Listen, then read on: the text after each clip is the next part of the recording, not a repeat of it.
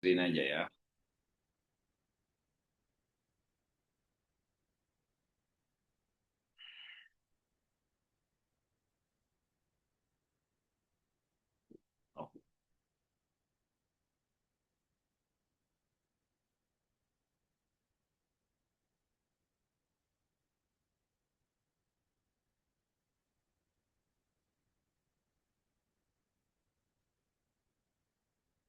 Ya, pertemuan keempat kemarin itu kedua apa ketiga ya. Cuman materinya itu saya sudah masukin yang ketiga gitu. Dianggaplah udah ini kita masuk ke pertemuan keempat.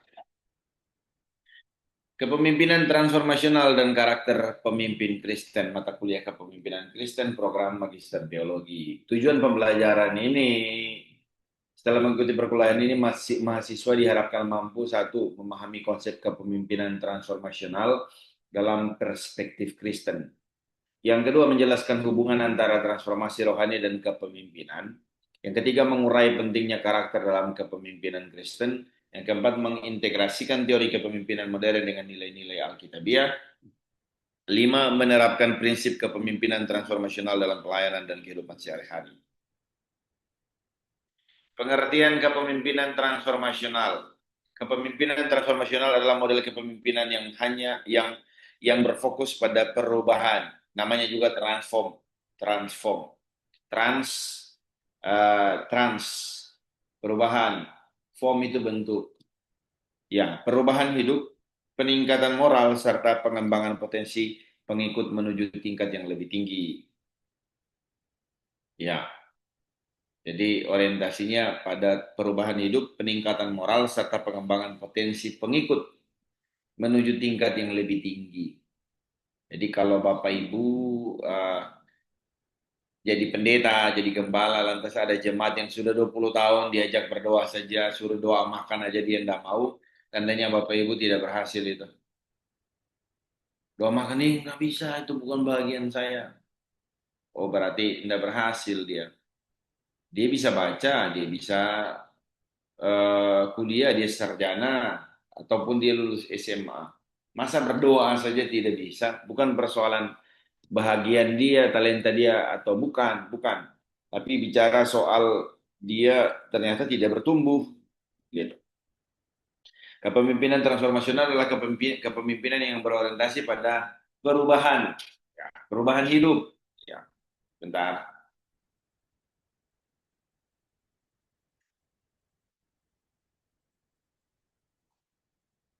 Perubahan hidup. Ya. Peningkatan moral. Jadi dia pemabuk, dia tidak jadi pemabuk lagi. Kalau dia dulu jualan cap tikus di plastik-plastik, sekarang dia jualan cap tikus di botol yang kemasan bagus, bukan begitu. Nah, dia Bertumbuh Pak meninggalkan dosanya Pak. di packaging aja yang dikoreksi ya, dibaikin gitu. Nah, bukan itu maksudnya. Dia meninggalkan cara hidup yang lama. Lalu potensi bicara apa kemampuan diri, hidden potential ada dalam diri jemaat itu di ini di diangkat ke permukaan gitu. Jangan cuman kita harap dia memberikan persembahan, menjadi donatur buat pelayanan kita. Ya, lantas kita tidak lihat potensi dirinya, kita berusaha mengembangkan. Tidak boleh. Intinya begini, terjadi eskalasi, peningkatan pertumbuhan rohani. Gitu. Konsep ini diperkenalkan oleh James McGregor, Burns and James McGregor Burns dan kemudian dikembangkan oleh Bernard M. Cass. Menurut Burns, kepemimpinan transformasional adalah proses di mana pemimpin dan pengikut saling mengangkat satu sama lain menuju tingkat moralitas dan motivasi yang lebih tinggi. Lihat ya, kalau di dunia politik gimana? Untuk naik injak kepala orang, itu politik. Ya, rata-rata praktik bukan anak-anak Tuhan ya. Untuk naik injak kepala orang, jatuhkan orang supaya kita lebih tinggi. Bukan demikian dalam kepemimpinan Kristen, menjadi besar, bikin besar orang lain. Bapak Ibu sebagai manajer, ya, Bapak Ibu sebagai pengelola ladang Tuhan, kasih besar orang di bawah kita. Ketika orang di bawah kita besar, kita otomatis jadi besar. Gitu. Jadi jangan takut disaingi, Pak. Itu kampungan, mentalitas kampungan. Wih, nanti dia saingi saya, nanti saya kurang tenar dan sebagainya. Nanti sudah saya jemaat kepincut hatinya pada dia, apalagi dia orang muda, multi talented dan sebagainya. Bukan begitu paradigma pemimpin Kristen, bukan. Ya, dia sekali lagi pemimpin dan pengikut saling mengangkat satu sama lain menuju tingkat moralitas dan motivasi yang lebih tinggi. Jadi tumbuh bersama. Ya. KTB, kelompok tumbuh bersama. Jadi tidak hanya dalam konteks teoritikal belaka, tetapi praktikumnya adalah dalam sebuah apa namanya ekosistem pelayanan bergereja berjemaat harusnya punya saya sekata segerakan gitu, tumbuh bersama. Yang kalau satu sakit sama-sama sakit itulah tubuh Kristus gitu. Nah boleh ada kompetisi di dalam gereja, ya. Kalau kompetisi membawa jiwa monggo, tapi kalau kompetisi saya lebih disayang oleh Tuhan, saya lebih di dekat dengan gembala, saya lebih terkenal, saya lebih berjasa dan sebagainya.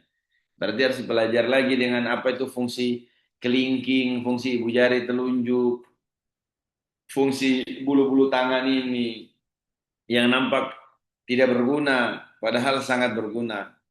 Alis mata yang cuman standby aja, tapi tanpa dia kita tidak bisa lihat matahari, kita tidak bisa melihat, kita tidak bisa dapat pantulan cahaya gitu.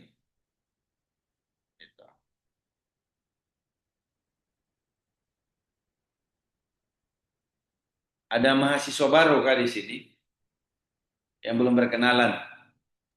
Ada Pak, Pak Charles. Ada. Ada. Saya Pak, Oh, Pak Charles ya, Huta Hayan. Ini pasti orang Batak ini, ya. pasti Pak. Pasti. Oras, salam kenal Pak ya. Salam, salam kenal Pak. Ya, oke, saya lanjut. Dalam konteks Kristen, transformasi sejati terjadi melalui karya Roh Kudus yang memperbarui manusia dari dalam. Perubahan yang dipoles dari luar itu temporary, tapi perubahan yang kontinuitas, yang berkesinambungan dan bersifat kekal adalah perubahan yang dari dalam. Jadi jangan maksa orang berubah, Pak. Jangan maksa orang berubah. Jujur, dalam perkawinan, dalam pernikahan saya, ini sudah 11 tahun. Di Oktober ini 11 tahun saya menikah. Dan satu doa saya yang Tuhan jawab dalam durasi 10 tahun. 10 tahun. Saya harus bayar harga yang cukup mahal. Ya. Tapi Tuhan menjawab doa saya itu selama 10 tahun baru terjawab, Bapak Ibu. 10 tahun lebih. Ya. Artinya perubahan itu kalau kita paksakan itu temporary, tapi perubahan itu dari Tuhan adalah hasil doa, hasil gumul kita. Maka perubahan itu ya seperti just a glimpse, tapi it takes time. Seperti nampaknya sekilas pandang, enggak. Itu sudah ada harga yang dibayar selama 10-11 tahun silam. Jadi perubahan yang sejati adalah perubahan yang digerakkan oleh Roh Kudus, bukan emosi belaka. Bukan emosi belaka. Begitu Bapak Ibu. Ya. Ya. Yang berikut, transformasi menurut Alkitab. Dasar utama transformasi Kristen terdapat dalam Roma 12 ayat 2. Tolong Pak Kelvin dibacakan dong.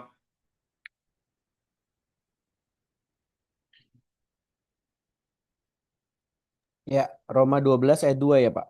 Ya. Ya, dari satu atau langsung dua Pak? Di situ ditunjukin dua aja Pak. Oke, ya. Janganlah kamu menjadi serupa dengan dunia ini, tetapi berubahlah oleh pembaruan budimu sehingga kamu dapat membedakan manakah kehendak Allah, apa yang baik, yang berkenan kepada Allah dan yang sempurna. Amin. Ya. Berubahlah oleh pembaharuan budimu. Ya. Supaya kamu dapat membedakan manakah kehendak Allah dan mana yang bukan. Ya. Nah, kalau kata perubahan sendiri dari kata Yunani yaitu ada dua kata. Yang pertama metanoia, perubahan pikiran. Dasar utama transformasi Kristen terdapat dalam Roma pasal 12. Berubahlah oleh pembaharuan budimu, supaya kamu dapat membedakan manakah kehendak Allah dan mana yang bukan. Nah, perubahan itu ada dua, metanoia, perubahan pikiran. Ketika orang mula pertama tidak kenal Yesus, lalu kemudian dia mengalami perjumpaan dengan Kristus, encounter with Christ, ya dia kemudian diubahkan, dipulihkan. Itu namanya metanoia. Metamorfo kata kedua, yaitu dari analoginya ulat kepompong menjadi kupu-kupu. Saya tidak tahu Bapak Ibu ini latar belakangnya langsung kupu-kupu udah jadi memang atau gimana sih? Pak Reinhardt kayaknya udah jadi nih, Pak Reinhardt ini dari lahir udah jadi. Ya, kalau saya ini memang dari ulat, ulat lama banget, baru kepompong, kepompong lama juga. Kupu-kupunya, waduh, dalam proses terus gitu ini. Nah, dalam hidup kita harus mengalami pertobatan yang setiap hari. Tidak bisa kita bilang, saya udah baptis kok dari 26 tahun yang lalu, 30 tahun yang lalu. Nggak boleh. Karena kita setiap hari terpapar dengan dosa, pelanggaran, dan sebagainya. Kita butuh yang namanya confession, pengakuan di hadapan Tuhan. Ayat ini menekankan bahwa perubahan hidup dimulai dari pembaruan pikiran. Pemimpin Kristen dipanggil untuk mengalami transformasi pribadi. Jadi sebelum dia menjadi leader yang kemudian inspiring people, inspiring others, yang changing people's life, ya dia harus mengalami transformasi diri dulu sendiri. Wah ini berat ini Pak, berat. Karena jujur sebagai pendeta kita berjuang melawan kemanusiaan kita. Pak Renner, berat enggak hidup ini? Lumayan berat, Pak. Pak Renner, gimana? Lumayan berat, Pak. Lumayan berat. Alkitab bilang beban kuk yang kupasang itu enak dan bebanku pun ringan. Jadi saya bersepakat dengan jawaban Bapak bahwa uh, kemampuan Kristus, jika kita punya Kristus, kita punya kemampuan ilahi untuk menghadapi hidup ini. Nah, mengalami transformasi pribadi, ya pikiran, perkataan, dan tindak tanduk kita menjadi agen perubahan. Setelah dia diubahkan, dia menjadi agen perubahan. Ya, saya punya kenalan namanya Kosapa, itu dia agen asuransi Allianz. Income-nya sampai 300 juta per bulan, 300 juta sekian, ada yang miliaran. Ya, dia begitu militan dalam mengerjakan tugasnya sebagai seorang agen Allianz, asuransi Allianz. Ya. Nah, kalau kita sudah diubahkan, kita harus mengubahkan orang lain. Itu dia. Jadi tongkat estafet tidak boleh berhenti pada kita, Pak. Harus kemudian kita kasihkan lagi kepada orang lain. Kemudian membawa pembaruan bagi gereja dan masyarakat. Kalau kehadiran kita tidak punya added value, tidak punya nilai tambah, ya saya kira tidak perlu ada kita lah. Tapi kalau kehadiran gereja kita itu menjadi memberi warna yang berbeda, bukan sensasi belaka. Pelayanan kita itu ada ya touching people's life, pelayanan yang holistik. Saya kira ya itu akan membawa pembaruan bagi gereja, bagi masyarakat. Jangan takut berbeda Bapak Ibu. Tidak butuh banyak transformator, hanya butuh satu transformator namanya Martin Luther. Dari dia saja dulu. Pertama dia harus mengerti konsep keselamatan tentang dirinya dulu. Kalau Bapak Ibu baca sejarah Martin Luther, dia bergumul setiap kali dia berdosa dia cambuk padanya sekali. Kalau 17 kali berarti 17 kali cambukan setiap hari. Ada dia sebagai seorang rahib. Dia seorang orang yang tekun dalam pelayanan sebagai seorang pria lajang. Gitu. Kala itu ya. Nah, begini. Dia kemudian berdampak sangat besar. Karena ada satu gerakan pikir yang kemudian pergerakan pikirnya itu kemudian disupport oleh tindakan konkret dari dia. Membawa pembaruan bagi gereja. pertanyaan selanjutnya yang harus kita renungkan bersama, apakah dogma gereja kita hari ini masih relevan dengan konteks kehidupan sosial, psikososio masyarakat kita hari ini?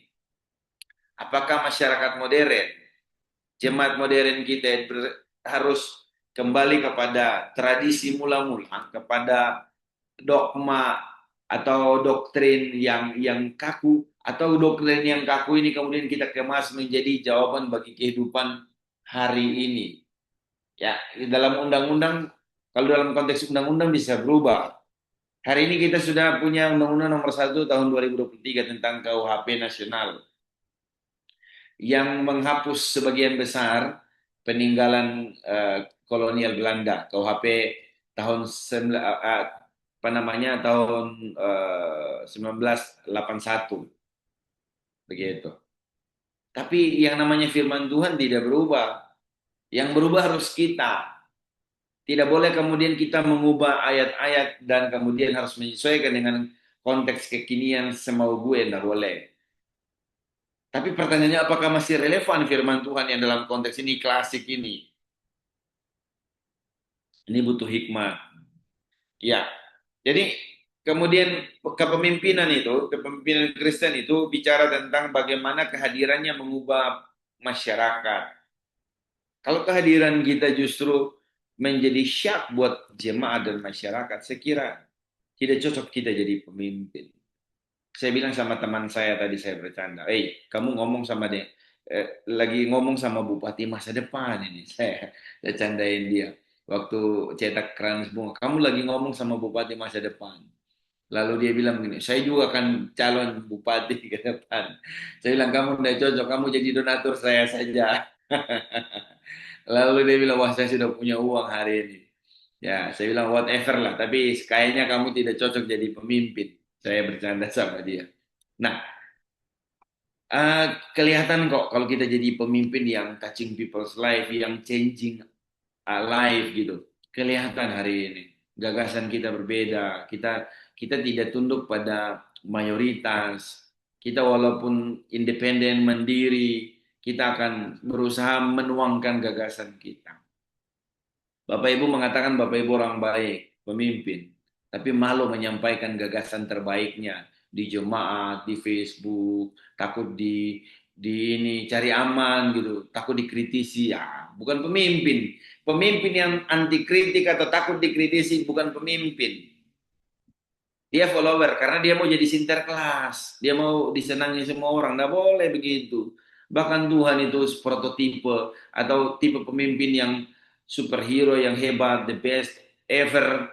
Ya, tapi kan tetap aja tidak disukai oleh Farisi, Saduki, Sanhedrin. Begitu. Jadi jangan coba-coba menjadi kata-kata yang kemarin menjadi juru selamat buat orang lain atau menjadi orang yang superhero lalu yang diidolakan semua jemaat. Buang mimpi buruk itu. Buang itu buang waktunya. Nah, transformasi dalam kekristenan bukan sekadar perubahan perilaku luar, tapi perubahan hati, pikiran, dan spiritualitas. 3. Buah roh sebagai dasar karakter pemimpin Kristen. Galatia 5 ayat 22 sampai 23 menjelaskan karakter yang harus dimiliki oleh orang percaya, yaitu kasih, sukacita, damai sejahtera, kesabaran, kemurahan, kebaikan, kesetiaan, kelemah lembutan, penguasaan diri. Ya.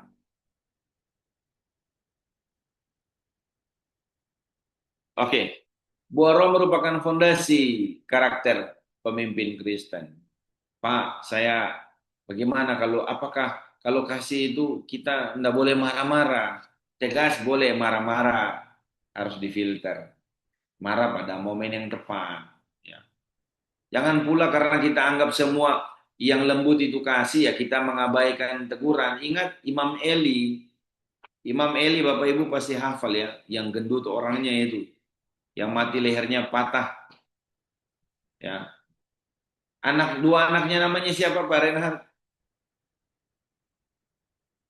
Dua anak Imam Eli yang melakukan pelanggaran etika moral dan Taurat. Coba cari di ChatGPT, saya rada-rada lupa ini. Dosen mah gampang, dosen itu cuma tanya, Siapa nama anaknya? Pak Renhat. Ah, itu dosen. Ofni dan Pinhas, Omni Pak. dan Pinas, Pak. Iya, mereka melakukan pelanggaran. Gitu. Saking lembut bapaknya. Anak saya kalau begitu, sudah kugantung, sudah kuikat kakinya, taruh di bawah kepalanya. Nah, karena kejahatan mereka itu, sampai seluruh bangsa itu jadi syak hatinya. Tapi Eli cuma ngomong begini, Imam Eli, jangan begitulah nak. Nggak boleh. Itu bukan kasih, bukan ekspresi kasih. Kadang cambuk adalah ekspresi kasih. Nah, tanpa karakter rohani, kepemimpinan menjadi kosong. Pelayanan berubah menjadi ambisi. Kekuasaan menjadi alat manipulasi. Sekali lagi, tanpa karakter rohani, kepemimpinan menjadi kosong. Pelayanan berubah menjadi ambisi. Kekuasaan menjadi alat manipulasi. 4. Integrasi teori James McGregor Burns dengan kepemimpinan Kristen. Menurut James McGregor Burns, pemimpin transformasional memiliki kemampuan menginspirasi. Begini, kalau menginspirasi itu berarti ada sesuatu yang berbeda sehingga orang harus bisa mau seperti dia gitu. Saya mau seperti dia, inspiring others. Kalau kita tidak punya sesuatu yang membedakan antara kita dengan yang lainnya, kita bukan inspirator.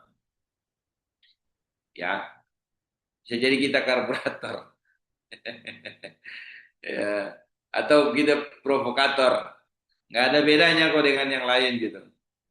Lalu memotivasi. Kata-katanya selalu emas yang keluar. Orang bilang hari ini, kalau ngomong sama Bapak ini daging semua yang kita dapat. Kalau kalau kita ngomong sama orang, orang kesannya apa? Gosip ya. Kalau bapak-bapak menggosip, aduh, pakai rok aja Pak. Pakai rok, saya sarankan di kelas ini, pakai rok. Jangan menggosip, memotivasi. Jangan lihat kamu hari ini, bilang sama orang muda. Jangan lihat kamu hari ini. Lihat Om. Om hari ini begini karena buah perkataan Om 5, 10, 15, 20, 25 tahun yang lalu. Seperti saya kasih contoh, ubah kata-kata motivasi terhadap orang muda. Ya, ubah cemoohan mereka menjadi tepuk tangan. Begitu. Balas dendam terbaik adalah sukses. Itu motivasi. Tuhan sayang kamu, Tuhan mengasihimu. Kamu bisa menyerah dengan dirimu. Ingat, kamu bisa menyerah dengan dirimu sendiri, tapi Tuhan tidak pernah menyerah dengan dirimu. Urusan Tuhan belum selesai dengan kamu. Bagaimana dia tidak terharu, dia tidak dijamah hatinya. Tapi kalau dia pendosa, pemabuk, ya kita tangkap tanganlah dia berdosa. Lalu kita bilang, hei, nyala kamu dari hadapanku, pembuat kejahatan. Parahin dia nggak akan datang lagi di gereja Bapak. Ya. Penghakiman yang diberikan oleh para Sanhedrin, Farisi Saduki terhadap pelacur itu menghilangkan simpatik dia terhadap petinggi-petinggi agama, pemuka agama kala itu. Tetapi penerimaan yang Yesus Kristus buat itu mengubah segalanya. Lagi-lagi, peraturan tidak mengubah orang, kasih itu mengubah orang. Kasih Kristus mengubah orang, penerimaan itu mengubah orang. Mari rubah gaya kita. Kita mungkin rada-rada perfeksionistis. Pemimpin harus begini, jemaat harus begini, kalau enggak. Ingat, lagi-lagi jangan jadi juru selamat buat mereka. Jangan jadi pahlawan kesiangan. Jangan jadi one man show. Percayakan itu pada Tuhan. Lakukan bahagianmu, Pak Pendeta, Ibu Pendeta. Khotbah aja, share, doakan mereka. Tanpa ada rasa benci, berjaga-jaga atas jiwa mereka. Ya, Paulus menanam, Apolos menyiram, Tuhan yang menumbuhkan. Paulus ngomong dalam 1 Korintus 3 ayat 7, yang terpenting bukan yang menanam atau yang menyiram, tetapi Allah yang menumbuhkan. Kenapa kita baperan sama jemaat kita? Pak Pendeta, bagaimana saya tidak baper? Ini jiwa yang saya doain, terus doain. Lakukan bahagian kita. Penghakiman itu haknya Tuhan. Terjadi, saya baru menggembalakan jemaat kecil sekali, sudah 6 tahun. 6 tahun. bukan hasil perpecahan. Saya tidak suka perpecahan tarik-tarik dari gereja ini gereja itu.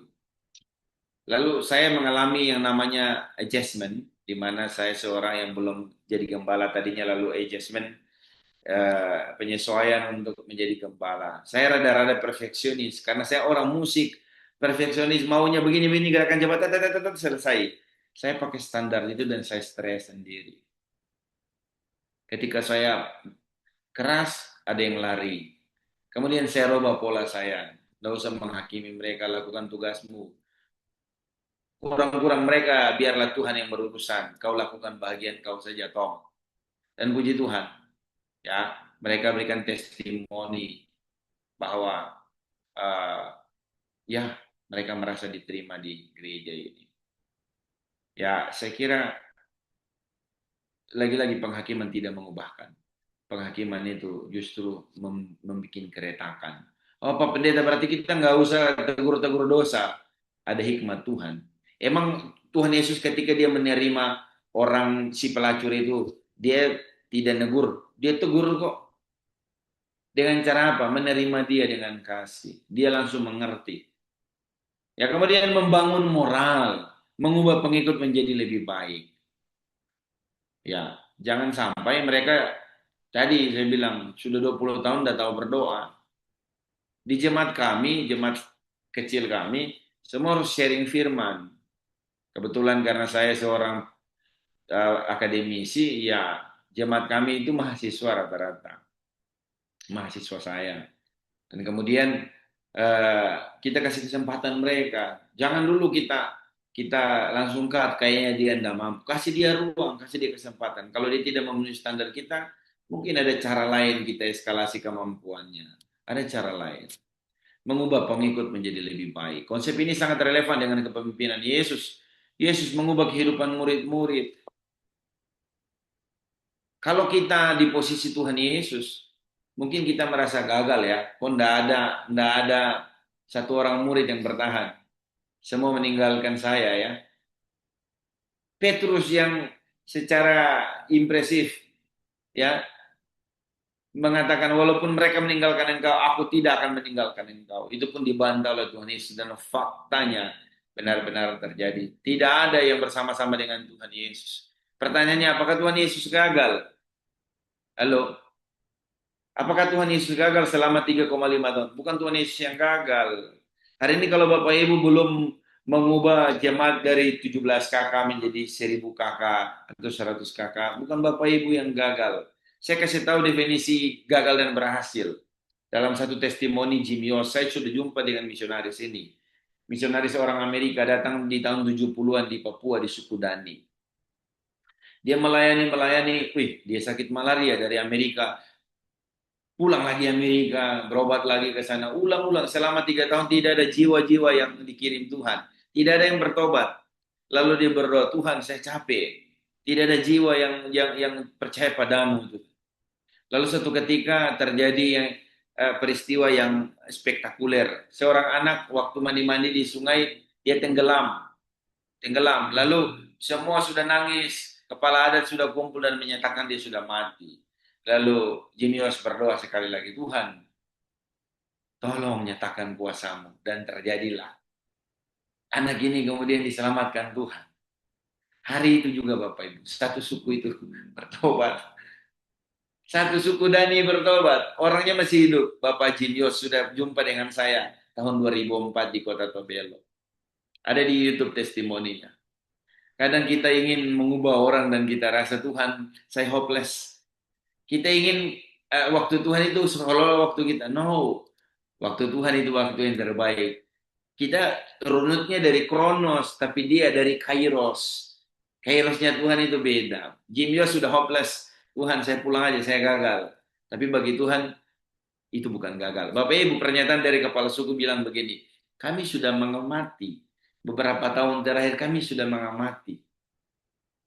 Bapak Ibu, gerak-gerik kita diamati orang. Hanya karena mereka belum mengambil keputusan, tidak berarti kita gagal. Ya, jadi Bapak Ibu hari ini menyalahkan dirimu. Kamu kok begini, kamu kok banyak kekurangan, kamu begini. Tenang. Tuhan memakai kita dengan caranya. Ya, Wah, saya kira ini kisah ini menginspirasi secara khusus saya. Nah, mengubah kehidupan para murid. Ya, para murid kemudian meninggalkan segala sesuatu mengikut Tuhan. Kemudian dia membentuk karakter kanak-kanak ya duniawi ya. Apa namanya? Sarkikos, psukikos, pneumatikos. Sarkikos manusia duniawi, pneumatikos bayi rohani, kemudian psukikos bayi rohani, pneumatikos dewasa rohani. Kita akan mengalami yang namanya proses orang berdosa, anak-anak, kemudian proses pendewasaan. Karena ada 3 fase dalam kehidupan Kristen. Yang pertama justification, pembenaran. Yang kedua sanctification, pengudusan. Yang ketiga glorification, pemuliaan. Nah, membangun iman. Pemimpin itu membangun iman. Dia menjaga suhu iman. Makanya dia harus menjadi inspirator bagi jemaatnya. Banyak-banyak bersaksilah dengan jemaat kita. Karena mereka tidak tahu cerita kita. Mereka rata-rata ceritanya kita itu senyum, kita khotbah aja gitu. Banyaklah ngobrol dengan mereka, berikan testimoni, rekam video, dan berbagi. Ya, berbagilah dengan mereka. Mengutus mereka menjadi pemimpin baru. Jadi tadi mendelegasikan. Tidak boleh kita one man show. Sekali lagi saya ulang-ulang ini. Superman udah mati. Bangunlah super team. Setidaknya super mie aja lah yang kita makan hari-hari. Super team. Dengan demikian kepemimpinan Kristen sejati bersifat transformasional karena mengubah manusia. Orientasinya pada orang. People oriented. Kemudian apa? Mengembangkan karakter. Yang pasti karakter building dalam konteks ini adalah nilai-nilai kekristenan. Kemudian membawa orang semakin dekat pada Allah. Jangan kita pimpin satu komunitas, kemudian orang ini kemudian dia memberontak terhadap orang tua, terhadap gereja itu sendiri. Saya kira ada yang salah. Karakter utama pemimpin Kristen, integritas. Sudah masih ingatkan integritas? Integrated dalam bahasa Latin, artinya lengkap, komplit. Ibarat 2 sisi mata uang. Ya. Koin itu satu gambar Garuda, satu gambar yang lain. Kalau Garudanya dihapus cuma jadi logam biasa, tapi kalau Garudanya ada, dua-dua kiri dan kanan, itu lengkap. Sama apa yang kita katakan itu yang kita lakoni. Integritas berarti satu kesatuan antara perkataan dan tindakan. Dasar Alkitab Amsal 11 ayat 3. Orang jujur dipimpin oleh ketulusannya. Ya, orang jujur dipimpin oleh ketulusannya. Pemimpin berintegritas, jujur. Ya, jujur. Jujur itu apa ya? Dia tidak menyembunyikan. Ya, jujur. Kalau lapar dia bilang, jemaat saya lapar, saya minta beras dong. Ya. Jangan Pak jemaat bilang, Pak Gembala, kita kirim beras ya. Jangan, nggak apa-apa, saya banyak beras. Atau kalau banyak beras bilang aja, kasih mentahannya aja, nggak apa-apa. Belajar jujur aja. Ya. Jangan bohong. Dapat dipercaya. Pak Ayub di mute Pak Ayub.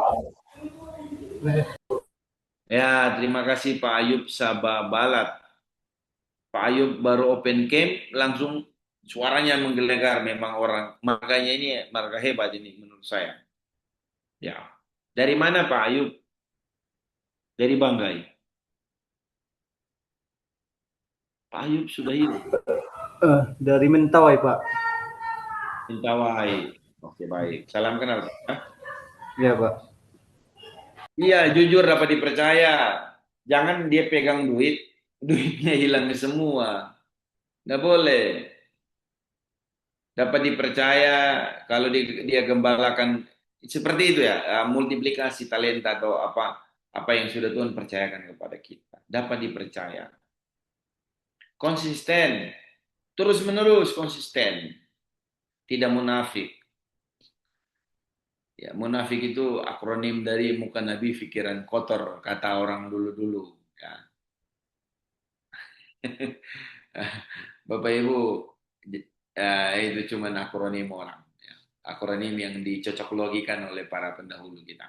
Menurut John C. Maxwell, talenta dapat membawa seseorang naik, tapi karakter menentukan apakah ia dapat bertahan. Ya kita boleh meraih sesuatu, tapi mempertahankan sesuatu itu jauh lebih berat. Ya, all the beginning is difficult. Semua yang baru dimulai itu susah. Tapi lebih susah lagi mempertahankan. Seorang memperoleh sabuk juara MMA atau UFC itu berat, berhasil boleh. Tapi mempertahankan itu ada ratusan yang antri untuk mengalahkan dia. Bagaimana? Dia harus latihan jauh lebih disiplin daripada challengernya. Dia jauh lebih cerdas dari mereka. Yang berikut keteladanan.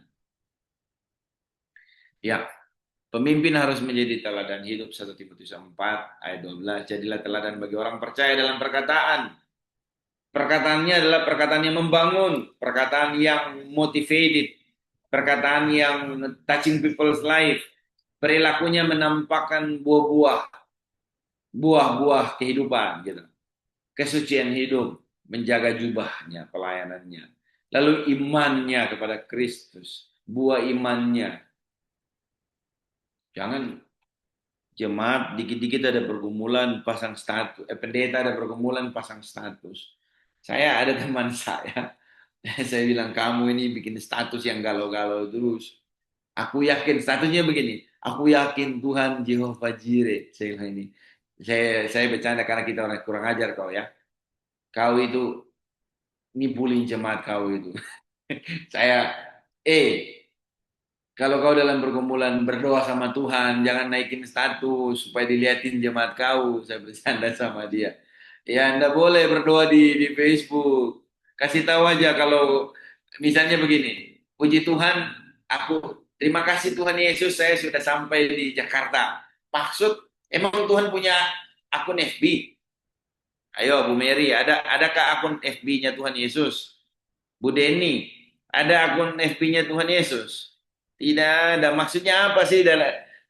Orang-orang Tapiola bilang supaya apa? So, untuk apa status begitu? Bilang aja, puji Tuhan saya sudah sampai dengan selamat. Tiba dengan selamat. Itu aja kayak percaya diri dikit. Nggak usah terima kasih Roh Kudus. Aku sudah sampai di Singapura. Widih, emang Roh Kudus baca FB punya akun terkoneksi dengan kau. Ya kadang kita rohani salah-salah gitu. Artinya Tuhan sudah tahu. Ya, thank you Lord, gitu aja. Atau apa, saya sudah tiba di sini. Hore, senang, gitu. Ya. Nah, kasih. Jangan jadi pendeta yang pelit. Nggak boleh. Pendeta khotbah kasih tapi pelit. Nggak boleh. Itu bukan pendeta itu. Pengusaha itu. Ya, pengusaha pun ada yang murah hati kok. Ya, kalau pendeta pelit, pecatlah, pecat dia. Tidak cocok jadi pendeta. Jangan begitulah. Jadilah berkat. Pendeta itu bahkan dirinya diserahkannya kepada jemaatnya. Begitu. Saya bocoran aja. Mungkin karena jemaat saya kecil. Saya tidak terima gaji dari jemaat selama saya menggembalakan. Tidak ada. Bahkan saya jadi pimpinan STT, saya tidak dapat gaji, saya harus menggaji orang. Lalu saya harus nangis-nangis gitu.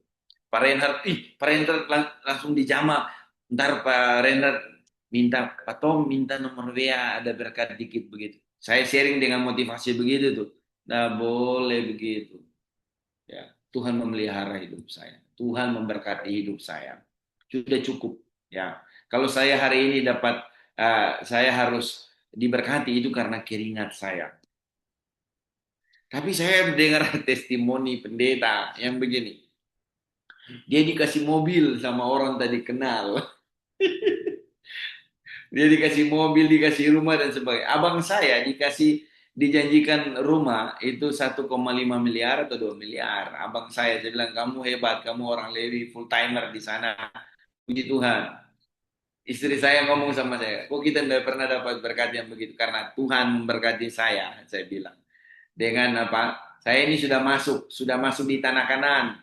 Sudah lewati itu apa proses padang gurun di mana turun dari sorga burung puyuh ya itu. Jadi saya harus bekerja dengan tangan saya begitu. Nah, Pemimpin bukan hanya mengajar dengan kata-kata, tapi juga dengan kehidupan.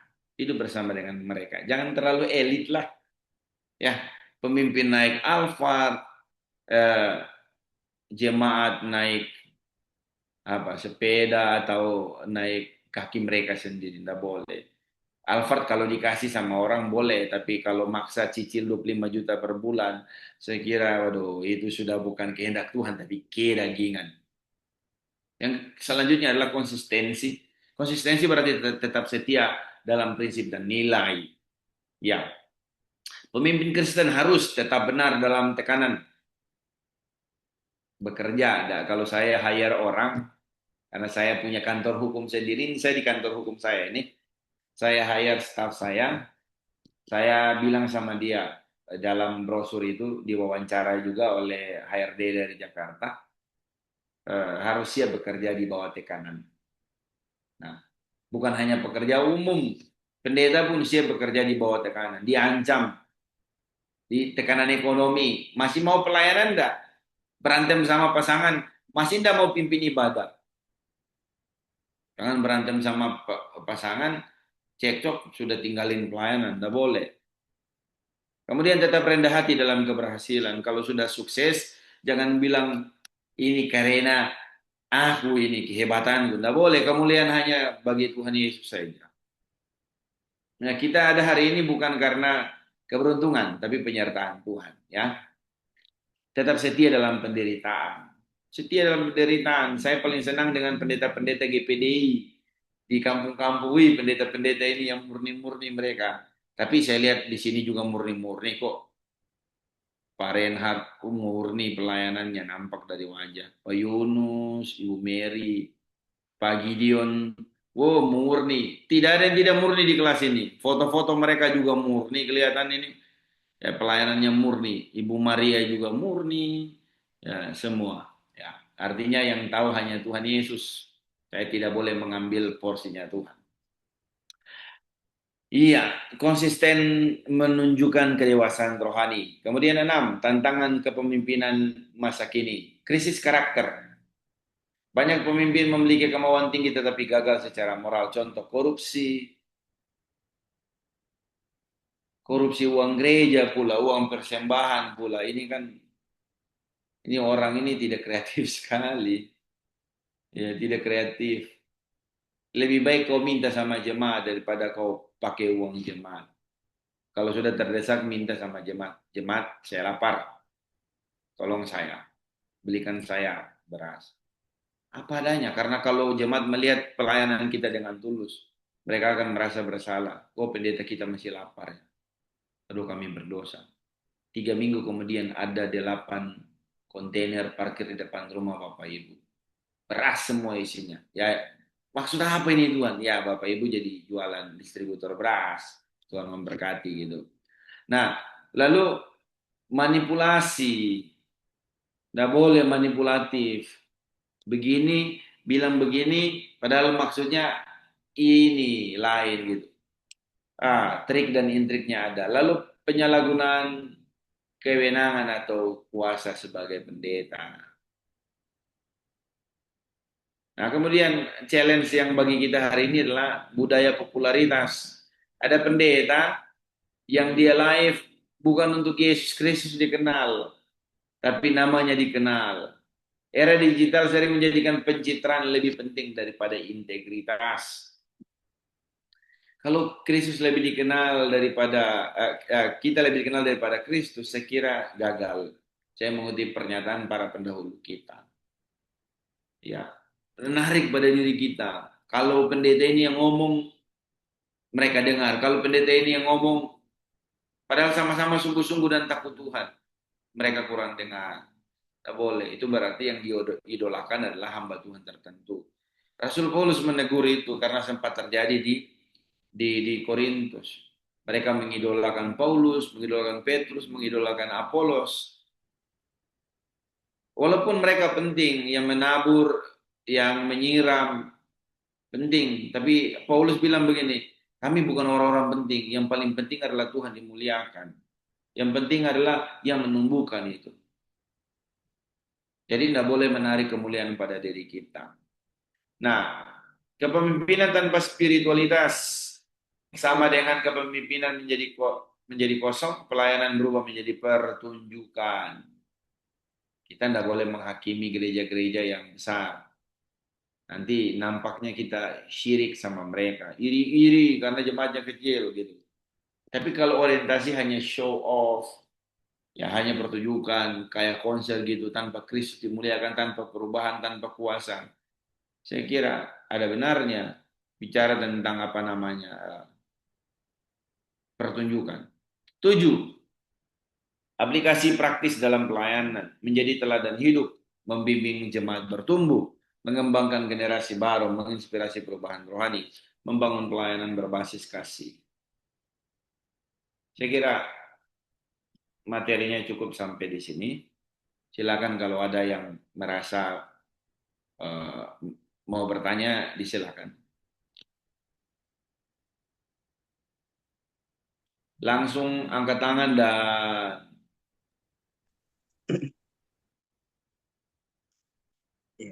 Shalom Pak, boleh bertanya? boleh sekali, saya sudah buka ruang pertanyaan. Silakan Pak Pendeta. Ya, dua hal Pendeta. Yang pertama, saya rindu sekali mendengarkan kesaksian Bapak. Sorry, mati lampu. Kesaksian Bapak yang dari from zero to hero, Pak. Bapak berapa kali menjelaskan latar belakang Bapak sampai di titik yang seperti ini. Tuhan memberkati dan mengubahkan kehidupan Bapak supaya bisa menjadi inspirasi kami hamba-hamba Tuhan ini, Pak. Itu yang pertama, Pak dosen. Yang kedua, saya baru merintis gereja 1 tahun, Pak, di desa kecil. Lalu saya membuka School of Ministry, program 1 tahun. Itu saya gratiskan, Pak, semua yang belajar. Nah, dari rumah ke gereja itu kurang lebih 5 kilometer. Nah, itu pun setiap hari saya buka pintu gereja, menyiapkan gereja untuk 17 peserta ini belajar. Bahkan setiap hari memang ada persembahan, tapi uang persembahan pun bukan saya yang pegang. Jadi saya mengangkat bendahara kelas. Nah, bendahara kelas inilah yang memegang uang persembahan. Nah, uang persembahan ini dipakai untuk membayar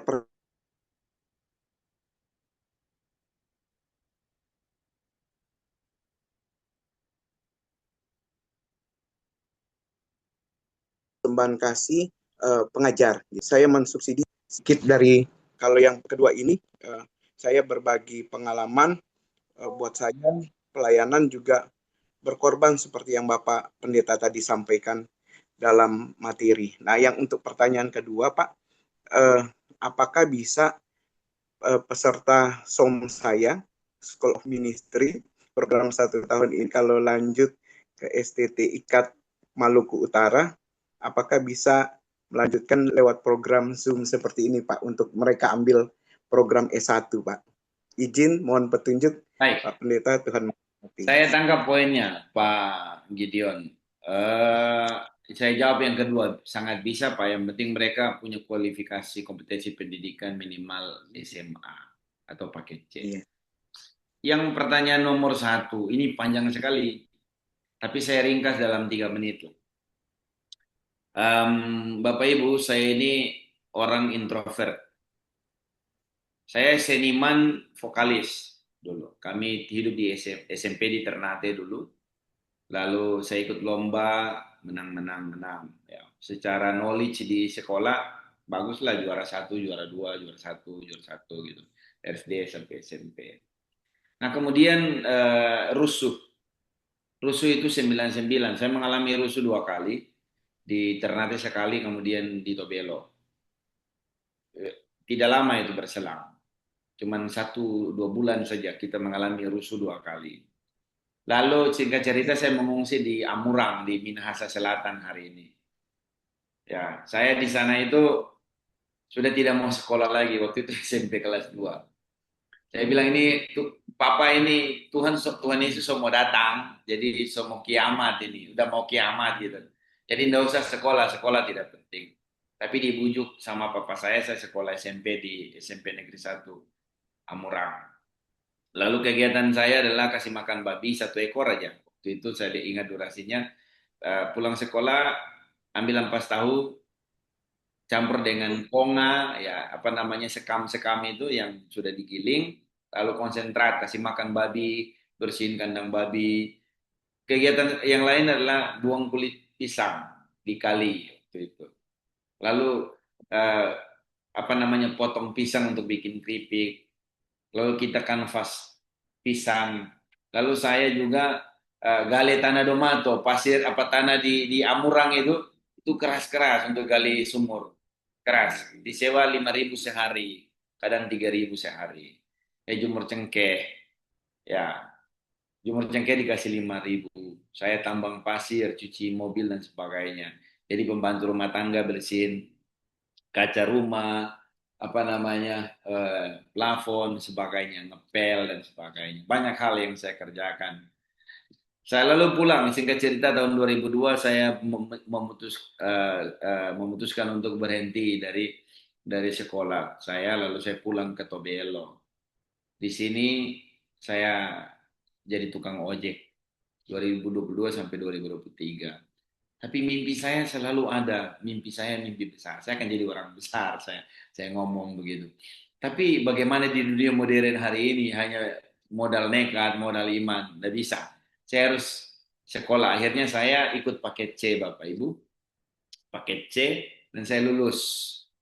Lalu saya mau kuliah, gini tidak ada duit. Saya cuma berdoa Tuhan utus saya ke Jakarta. Saya mau kuliah di Jakarta, lalu kemudian ke Kanada lah, Kanada atau Amerika lah gitu. Puji Tuhan, ada pendeta jumpa di pelabuhan, lalu dia saudara saya, dia bilang mau ikut ke Jakarta. Saya mau ikut. Nanti apa namanya di Jakarta kamu kuliah, selesai dikuliahkan ke Kanada. Gimana kuliah ke Kanada selesai? Dia kasih saya 50.000 rupiah di STK Jakarta. 50.000 rupiah dan sepatu bekas yang 3 bulan udah rusak. Sampai 2017, itu 2005 Bapak Ibu saya kuliah, 2017 baru jumpa orangnya lagi. Ya, saya jalan di rel kereta api di PK pelayanan saya 20.000, pelayanan pagi dan malam 20.000 dikasih. Transportasi dari Rempoa ke Reni Jaya itu 7.000, PP 14.000, sisanya 6.000 makan Indomie. Berulang-ulang saya lakukan hal itu. Ya, saya kemudian merintis STTK Maluku Utara di tahun 2015. Ya, dan sampai hari ini. Puji Tuhan, kita sudah meluluskan sekitar 200 orang lebih di IKAT Maluku Utara. Sebenarnya from zero to hero belum layak saya tulis buku itu. Nantilah ke depan di mana saya sudah teruji leadership saya. Jadi apa namanya, hari ini kalau saya jadi pemimpin tidak secara instan sebenarnya. Tidak ujuk-ujuk langsung jadi indah, diproses serendah-rendahnya. Bahkan di gereja kami di sini saya mengabdi selama 13 tahun setengah. Jadi saya lebih lama 3 bulan, 6 bulan daripada Yusuf. Yusuf kan 13 tahun. Saya 13 tahun setengah. Jadi tidak ada pemimpin yang dilahirkan, tidak ada. Pemimpin itu tidak dilahirkan, tapi pemimpin itu dibentuk. Kalau Bapak Ibu hari ini setia menjadi pengikut, maka jangan kaget kalau Bapak Ibu menjadi pemimpin di kemudian hari. Jadi polanya akan selalu sama.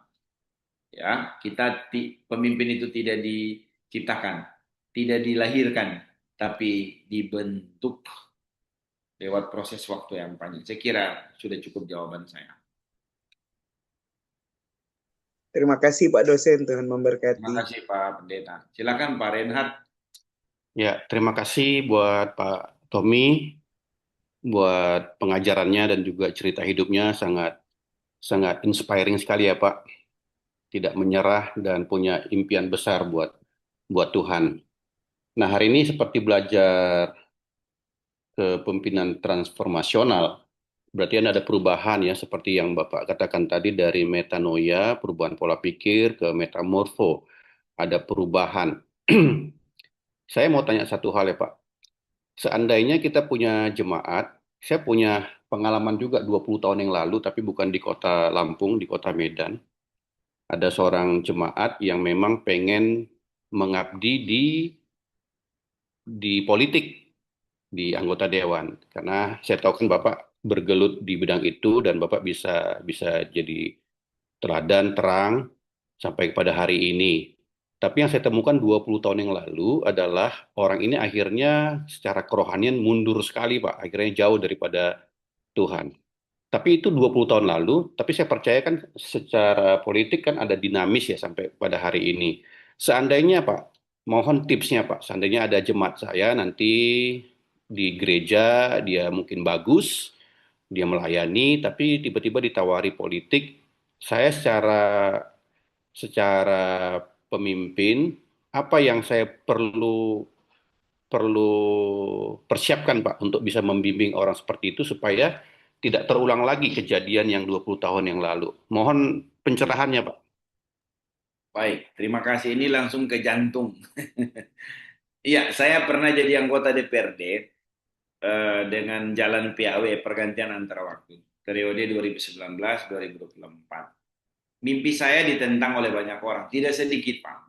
Apalagi kita berangkat dari gereja karismatik ya, itu sangat ditentang. Kamu kok jadi duniawi banget gitu. Saya bilang, apanya yang duniawi dari dalam konteks politik? Politik itu, Bapak Ibu, Pak Reinhardt wajib beli buku saya sebenarnya. Cuman 200 halaman lebih itu. Harganya nanti kita nego lah ya, saya cetak. Karena saya menulis buku teologi politik. Ada Boleh banyak Pak. orang yang memandang politik itu kotor. Dan perlu kita akui ada banyak orang yang melihat dengan mata sebelah. Apalagi seorang pendeta seperti saya. Bapak Ibu, tantangan saya jauh lebih berat dari Pak Gembala, Pak Reinhardt. Saya pendeta, saya pimpinan kampus, ya. Saya multi talented, banyak hal yang saya bisa kerjakan. Saya pengusaha juga, ya. Jadi orang bilang ini, orang ini kok nggak jelas ya. Semua lini mau dipegangnya katanya. Tapi saya menghadapi dengan senyum. Karena saya ikut John Maxwell, lebih baik sedikit tahu tentang banyak hal daripada banyak tahu tentang sedikit hal. Profesionalisme itu penting. Akan tetapi dalam konteks John Maxwell, saya bersepakat. Apa? Pendeta harus tahu ekonomi, politik, pendidikan, knowledge yang banyak sehingga dia bisa mengarahkan jemaatnya. Langsung pada poin yang tadi. Emang binaan Bapak yang Bapak bimbing jadi pendeta tidak pernah jatuh dalam pelanggaran. Karena Pak, Kenapa sorotannya hanya pada politik aja, Pak? Artinya begini, saya mau kita memandang semua area itu netral. Semua marketplace, tempat bekerja yang halal itu netral. Wong pendeta aja korupsi kok.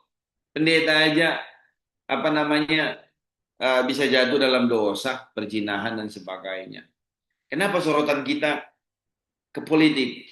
Seolah-olah kita memisahkan dunia sekuler dan rohani. Bapak Ibu kaji deh, tidak ada sekuler dan rohani. Dunia ya dunia. Kita diutus ke bumi. Saya lebih mempersempit, kita dibuang di negara demokrasi Indonesia.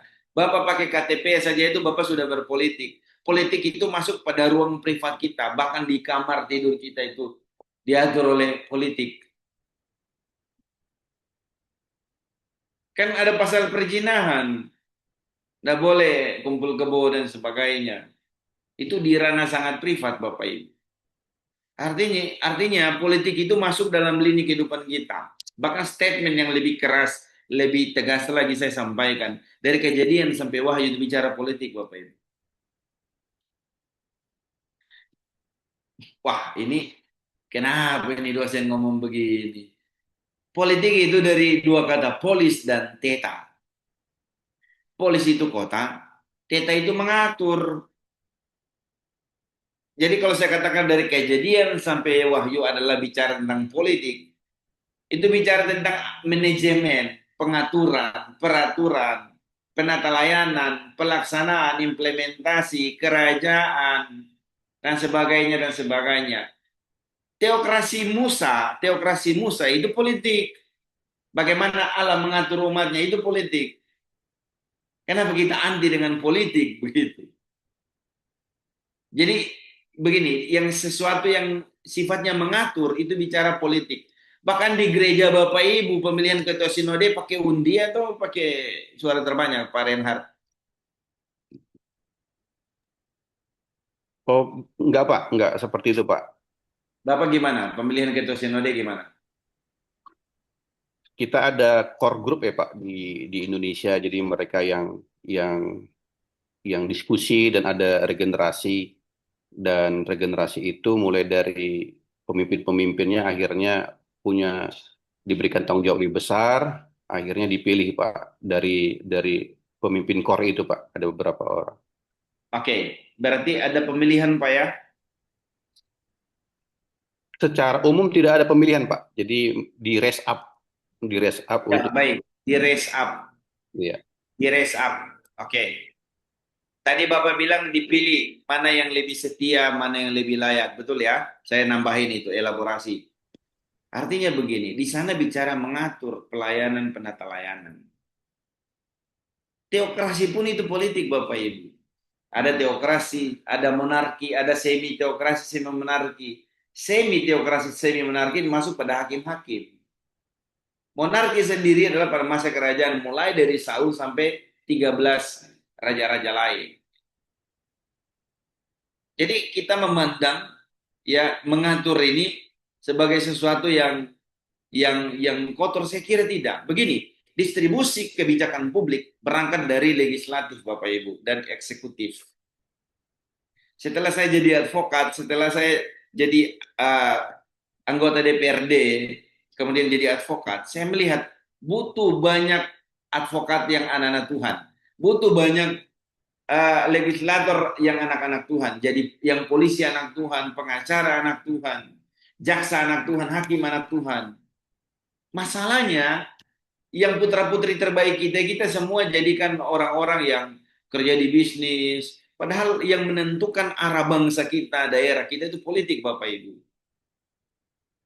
Kenapa kita tidak training, ada pendeta politik, ada pendeta perikanan, pendeta manajemen, pendeta soal apa namanya wirausaha. Kenapa kita tidak membangun apa namanya nomenklatur itu? Kemudian kita latih anak-anak kita untuk jadi berkat. Jadi soal bagaimana kemudian dia mau jadi apa itu bukan urusan Pak Pendeta. Tadi dia jadi pendeta pun jadi badung juga kok. Ya kan? Bisa jatuh juga. Hanya saja karena dia jadi anak Tuhan ke politik lalu orang menyoroti dia. Ya begitu. Anak Tuhan kan terangnya bercahaya. Tapi ketika disambar oleh kegelapan yang banyak lalu dia ikut ya jatuh. Ya terangmu bercahaya dari atas. Kalau cahaya ini jatuh tiba-tiba seperti bintang jatuh ya disoroti orang banyak. Maka utuslah politisi-politisi terbaik dari gereja. Itu yang tadi mengubah masyarakat. Bagaimana bisa mengubah masyarakat hanya bersihin sampah? Bayar pajak, itu tidak cukup. Utus putra-putri terbaik gereja mengubah dunia. Berkontribusi di tengah-tengah marketplace. Ada yang jadi bupati, gubernur, presiden, menteri. Ya, saya selalu pakai standar si ini Daniel pasal 1 ayat 20. Dari hal apapun yang ditanyakan oleh raja, mereka kedapatan 10 kali lipat lebih cerdas. Stok anak Tuhan itu hanya disimpan di gereja, itu dia. Itu yang jadi soal. Sehingga dunia tidak melihat cahaya cemerlang itu. Artinya begini, saya mau katakan begini. Anak Tuhan itu cuma jago kandang kebanyakan, tidak berani keluar. Dia cuma berkuar-kuar di luar barisan itu. Nggak ngaruh.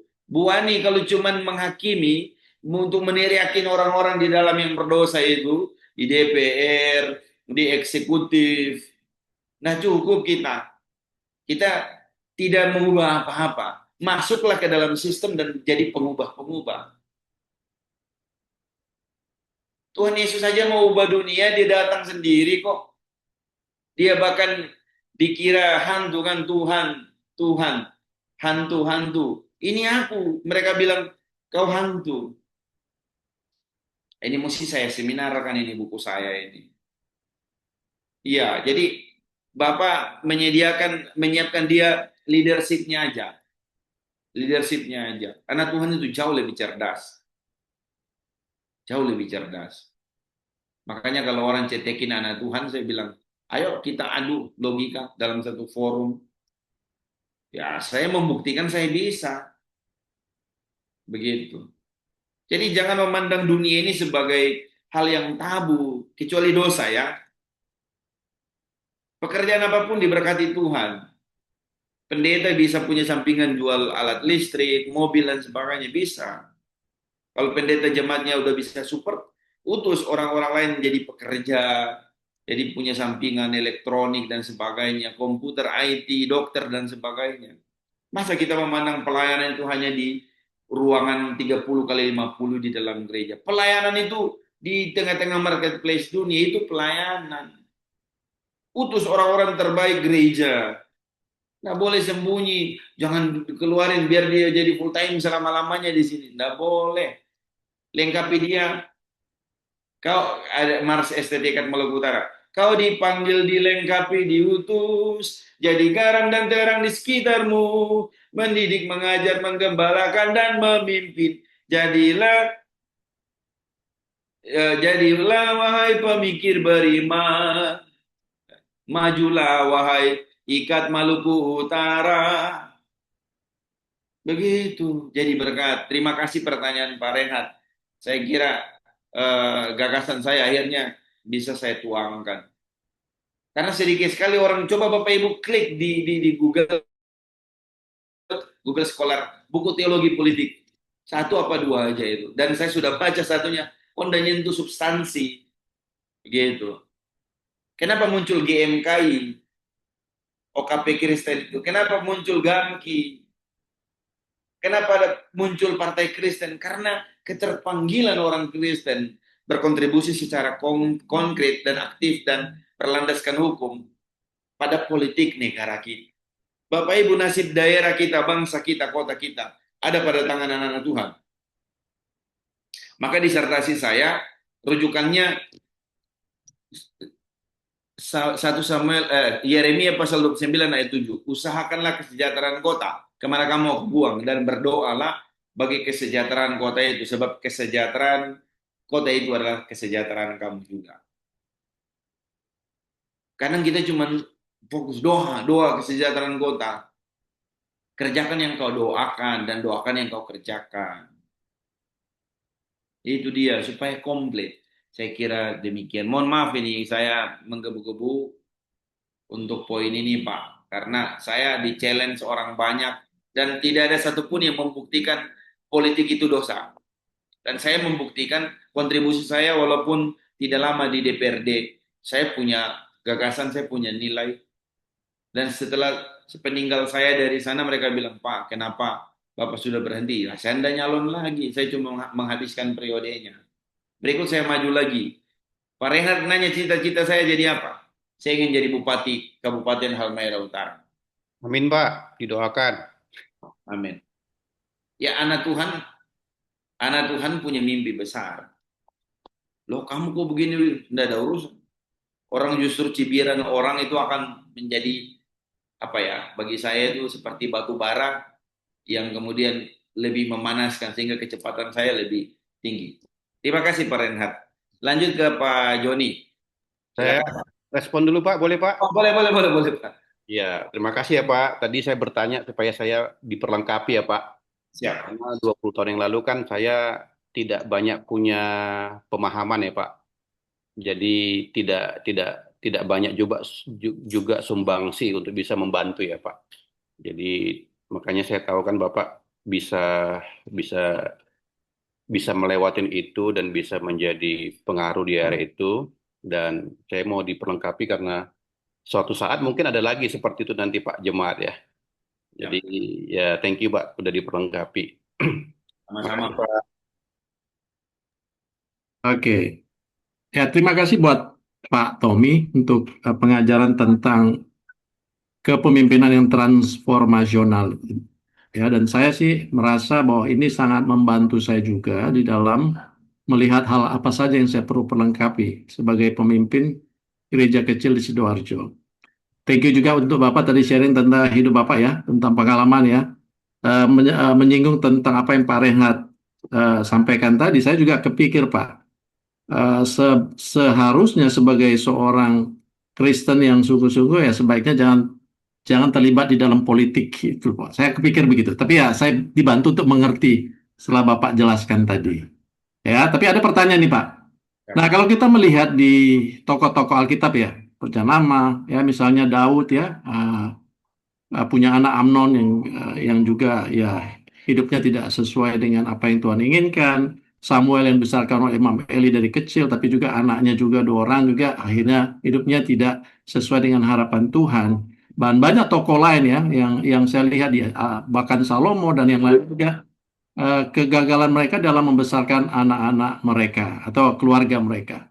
Mungkin mereka berhasil di dalam membangun bangsa mereka atau satu komunitas mereka atau satu kerajaan ya, tapi saya merasa ada bagian-bagian mereka yang gagal. Ya, dan saya mau nanya Bapak, apakah kegagalan kita sebagai seorang pemimpin dalam membesarkan anak atau membangun keluarga yang seharusnya, tapi kita berhasil di dalam membangun ministry kita atau membangun gereja kita atau membangun sesuatu keberhasilan di area tertentu, itu boleh disebut juga pemimpin yang transformasional. Terima kasih Pak. Baik, gagal pimpin keluarga tapi di area lain berhasil gitu, atau area lain berhasil, area memimpin keluarga oke, tapi area lain berhasil. Saya Yap. kira hamparan sejarah yang hari ini kita ikutin, kita lewatin, itu bertujuan untuk kita belajar gimana plus minus dari mereka. Kenapa berhasil di keluarga tapi gagal di pelayanan? Kenapa berhasil di pelayanan tapi gagal di keluarga? Harusnya tidak boleh kita kemudian menarik satu kesimpulan, oh berarti gagal di sini, tidak apa-apa, yang penting berhasil di sini. Saya kira itu menjadi pembelajaran plus minusnya mereka. Kemudian pada kita, sedapat mungkin kita hindari akan hal itu. Tapi begini Bapak Ibu, ya dalam konteks apa namanya, ada Gium bilang begini, yang lain dipegang, yang satu dipegang, yang lain jangan dilepaskan. Begitu. Kalau berhasil dalam pelayanan, kalau boleh berhasil dalam keluarga. Dan pelayanan yang paling utama sebenarnya keluarga Pak. Keluarga kita. Jangan kita berhasil kaya raya, lalu kemudian pelayanan berhasil, tapi keluarga kita berantakan. Benny Hinn diceraikan istrinya, saya dengar ya. Itu karena Benny Hinn terlalu fokus dengan apa namanya pelayanannya. Benny Hinn istrinya ngomong, ya kamu lebih mencintai pelayananmu. Benny Hinn ngomong, aku tidak selingkuh. Iya, tapi kamu lebih mencintai pelayananmu daripada mencintai aku. Akhirnya dia cerai. Ya saya kira kegagalan ini kemudian kita tidak menjadikan kita apatis. Saya selalu ngomong sama orang yang suka mengkomparasi. Tidak semua laki-laki bersalah padamu. Kadang kita mengeneralisasi sesuatu yang kemudian apa ya? Ini tidak boleh, ini boleh. Ini bisa, ini tidak bisa. Kita lihat pendeta jatuh, apakah Bapak Ibu pesimistik mau jadi pendeta? Kita lihat orang gagal dalam bisnis, apakah animo bisnis kita kemudian mati? Ya. Jadi sejatinya kegagalan-kegagalan mereka itu tidak membuat kita mundur, tapi menjadi semacam alarm dan rambu-rambu untuk kemudian ini hati-hati di sini, ini hati-hati di sini. Jangan terlalu cepat langkah kau. direm-rem dikit. Pertanyaan yang tadi, apakah dia menjadi kalau dia gagal dalam hal satu dan berhasil dalam hal satu, apakah dia menjadi pemimpin transformasional? Kalau pemberian nilai itu saya kira tidak. Artinya transformasional itu berangkat dia mengubah dirinya sendiri dan mengubah orang lain, jemaat dan orang lain. Kalau dia mengubah jemaat tapi tidak bisa mengubah keluarga, saya kira dia bukan transformasional dalam konteks yang komprehensif, tapi dalam konteks parsial. Kalau kita katakan ada pendeta anaknya berhasil jadi pelayan-pelayan Tuhan, ada yang tidak berhasil. Lantas keberhasilan kita ingin bahwa pendeta itu kemudian anaknya jadi pendeta. Belum tentu Bapak Ibu. Belum tentu. Saya kira kalau dia dipanggil Tuhan menjadi hamba Tuhan anaknya, maka panggilan itu sangat kuat buat anaknya itu, sehingga panggilan itu akan meluluhlantakkan segala halangan-halangan itu. Begitu. Jadi jawaban saya agak sedikit diplomatis. Maklum teologi ini adalah preskriptif. Jadi dia tidak deskriptif. Dia 1 tambah 1 2, 2 tambah 3 sama dengan 5. Nah, tapi dia ada pendekatan-pendekatan diplomatis yang mana tidak to the point. Rumusnya begini harus begini. Begitu ya. Jadi semacam konteks di masa Daud beda, kita tidak boleh komparasi dengan di masa hari ini. Dalam konteks apa? Ya, Daud punya 6 istri. Kalau saya tidak salah hitung. Kalau kita mau ikut dia punya 6 istri juga. Atau anaknya Salomo punya 700 istri dan 300 gundik. Perpuluhan kan PL katanya. Lalu kita ikut PL gitu. Kita ada pendeta satu punya istri lebih dari satu, kita langsung, woi, dia bilang, oh ini PL juga gimana? Itu cuman guyonan. Ya, ada sanggahan Pak? Atau ada yang mau dipertajam lagi Pak Joni, silakan. Saya pikir saya setuju ya. Kalau buat saya, mungkin kalau seorang pemimpin yang gagal di dalam membangun keluarganya pasti bukan transformasional, meskipun mungkin gereja atau organisasi yang dibangun berhasil, Pak. Itu kalau saya. Terima kasih, Pak. Baik, terima kasih Pak. Mungkin dia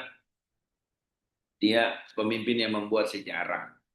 Ya boleh dia buat sejarah, tapi transformasional tidak komplit lah, gitu ya. Seperti ya kebanyakan para pendahulu kita, Musa lah katakanlah. Musa dia orang yang bahkan sudah lembut, tapi karena ini akhirnya dia tidak masuk ke tanah perjanjian. Jadi semacam ada kelemahan-kelemahan mereka. Terima kasih Pak Joni. Langsung Pak Fernando. Baik, Pak. Terima kasih buat kesempatannya. Terima kasih, Pak, buat apa yang Bapak paparkan tadi juga. Saya jadi apa juga, Pak ya? Sebentar mungkin menanggapi juga ya tentang pengalaman Bapak tadi ya. Ini juga menjadi pengalaman saya secara pribadi juga ya, Pak. Bahwa di bawah tahun 2000-an yang lalu ya, waktu saya terlibat dalam pelayanan dan kemudian saya juga coba masuk ke politik ya, Pak. Saya juga pernah mencalon jadi anggota dewan gitu ya. Kemudian pada saat itu saya memang lolos Pak. Tapi balik tadi Pak yang Bapak bilang tadi, penghakiman datang gitu. Saya dihakimin, saya disidang, dan akhirnya saya harus meninggalkan itu Pak. Dan saya nggak mengambil, dan saya kasih sama yang lain. Wow. Dan padahal saya pada saat itu saya berpikir begini Pak. Kita punya visi adalah untuk membentuk pemimpin-pemimpin gitu ya. Untuk di bangsa ini yang akan diutus kemana-mana ya. Untuk mereka boleh menjadi pengambil keputusan di setiap daerah gitu ya. Tapi atau mempengaruhi suatu daerah. Tapi kenyataannya ketika kita coba masuk ke politik saja itu jadi pertentangan ya. Dan kemudian kita kan terus berkembang ini gereja ya. Kemudian kita baru diperkenalkan dengan 7 gunung pelayanan gitu ya Pak ya. Baik itu yang tadi mungkin yang salah satu yang bilang Pak Renat tadi mungkin ya. Dan juga menyambung dengan pertanyaannya nanti saya mau bertanya Pak. Ya kalau kita tahu kan ada 7. Jadi saya sekarang ini kan ada di pelayanan di kota kecil ya Pak ya, di Kota Madya. Di sana kan tingkat yang namanya tingkat apa ya Pak narkoba itu kan paling tinggi, dan kemudian kita banyak sharing juga memang Kita butuh orang-orang yang pemimpin pengambil keputusan supaya kita juga tidak salah ya mempersiapkannya, karena kami juga melihat juga Pak, banyak juga ketika mereka juga mencalon duduk dan kemudian jadi pemimpin, banyaknya kegagalannya dalam hal keuangan Pak, yang korupsi lah seperti yang Bapak paparkan tadi ya Pak ya, gitu. Teman-teman juga banyak jadi Kajari juga ya gagal di keuangan gitu ya Pak, terlibat korupsi. Yang mau saya tanyakan di sini Pak, kita kan punya visi tadi untuk mempersiapkan pemimpin, terutama juga yang seperti Bapak bilang pemimpin transformasi ya. Nilai-nilai apa dan nilai-nilai apa yang harus kita persiapkan Pak? Mungkin secara praktisnya juga apa yang perlu kita persiapkan bagi orang-orang yang kita pimpin ini, sehingga ketika mereka nanti jadi pemimpin, ya mereka seperti yang tadi menjadi pemimpin yang transformasi tadi Pak, gitu. Nilai-nilai dan nilai-nilai apa dan hal-hal praktis apa yang harus kita persiapkan bagi mereka. Terima kasih Pak. Terima kasih Pak. Sebelum saya menjawab, di sini ada mahasiswa bernama Pak Yopi Yutan. Pak Yopi Yutan, boleh on cam kah? Pak Yopi. Ya, izin Pak Yopi. Siap, Rektor. Bapak Ibu, ini Pak Yopi ini senior saya. Beliau juga mentor di pelayanan yang dulu, kemudian beliau jadi Ketua Marine Center Saro, di mana kami melayani di bidang perikanan. Hari ini izin Pak Yopi sebagai deputi bidang apa di kementerian apa, silakan Pak.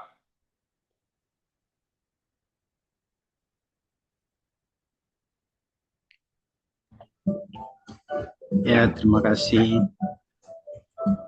Pak Rektor untuk waktu. Saya senang sekali hari ini saya bisa mengikuti lagi kesempatan kuliah dari Pak Dr.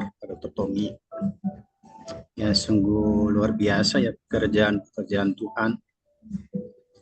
Sungguh tak terselami, bahkan Tuhan menjawab lebih dari apa yang kita doakan. Awal mula kami dengan Pak Dr. Tommy ini melayani di ada sebuah desa.